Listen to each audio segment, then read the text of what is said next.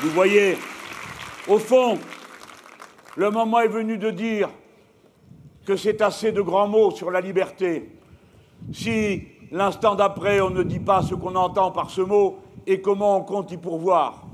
Il est facile de nous montrer, nous tous, du doigt quand nous en sommes les principaux défenseurs et quand à chaque fois que tout tourne mal, c'est nous qui prenons sur nos épaules le travail qui consiste à retricoter la France quand ils l'ont défaite.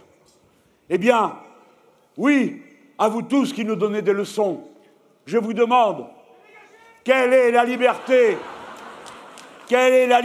des 100 000 familles à qui on coupe l'eau parce qu'elles ne peuvent pas payer la facture? Quelle est la liberté des 600 000 familles à qui on coupe l'électricité ou le gaz? Quelle est la liberté de celui qui dort et meurt dans la rue?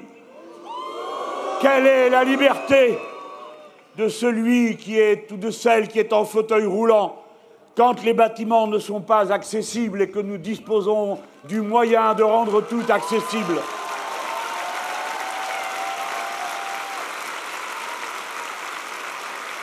Quelle est la liberté des familles et des enfants lorsqu'apparaît la maladie de l'autisme, quand aucune installation publique ne permet d'accueillir les petits et qu'on propose aux parents l'abomination de l'exil de leurs enfants? Quelle est la liberté de choisir son médecin quand on est dans un désert médical? Quelle est la liberté du salarié qu'on menace de licencier s'il ne travaille pas le dimanche? Quelle est la liberté de ceux qui ont à connaître la loi El Khomri qui s'applique dorénavant à faire un code du travail par entreprise?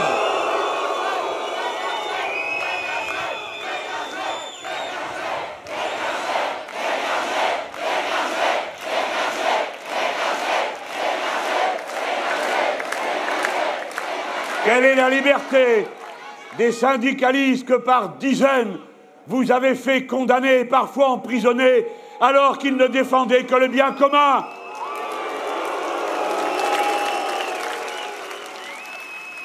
Quelle a été la liberté des contis quand on leur a demandé de certes moins payer, de travailler davantage, et au moment où ils l'ont fait et après qu'ils l'aient fait, on ait fermé leur usine contre la loi et persécuté leurs responsables syndicalistes?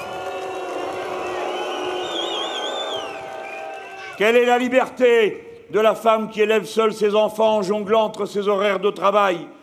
Quelle est la liberté du chauffeur Uber qui n'a pas de droit à un arrêt de maladie? Quelle est la liberté du petit patron face à son donneur d'ordre?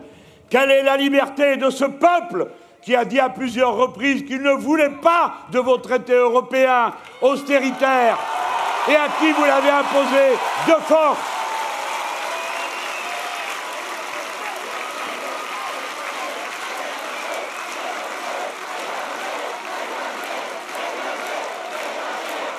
Oui, dégagez.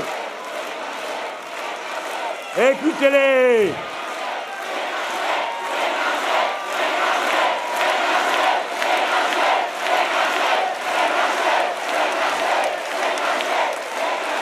Les importants, les puissants, les maîtres de la terre, vous avez des raisons de vous inquiéter. Écoutez-les.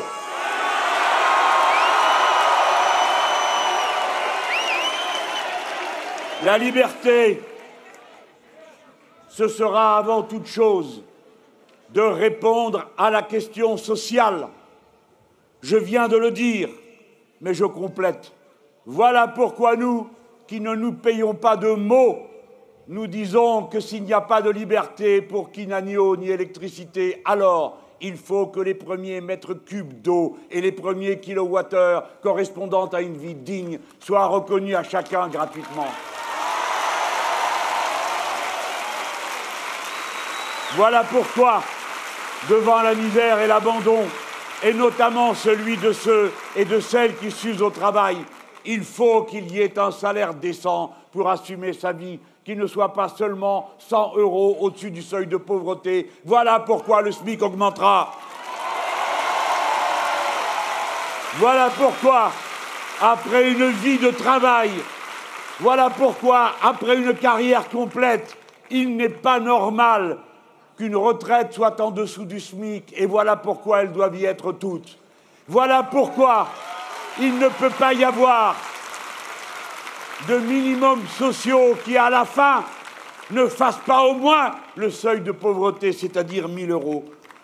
Voilà pourquoi, quand nous parlons de liberté, nous assumons que nous sommes le mouvement du temps libre qui dit qu'il faut réduire le temps de travail entre tous ceux qui peuvent travailler pour que la masse des richesses puisse être produite par tous. Parce qu'au bout de cela, non seulement il y a du bien-être pour tous, mais il y a par-dessus tout du temps libre dont vous êtes les maîtres absolus, sans aucune subordination.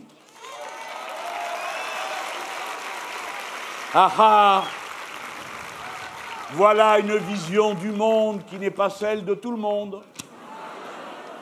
Vous autres, vous m'écoutez et vous vous dites « mais il nous dit des choses qu'on sait déjà. Et comment ça se fait que c'est pas ça qu'on applique? Ça doit être un malentendu. » Non, non, non. C'est pas un malentendu. C'est que si vous n'avez rien de tout ça, c'est parce qu'il y en a d'autres qui en profitent à votre place. Parce que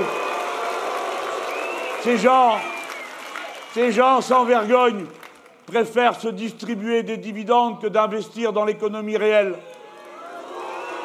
Parce qu'ils préfèrent se répartir plutôt que d'augmenter les payes, preuve qu'ils sont stupides. Car plus les payes sont nombreuses et permettent aux gens de vivre, plus ils font tourner le bastringue.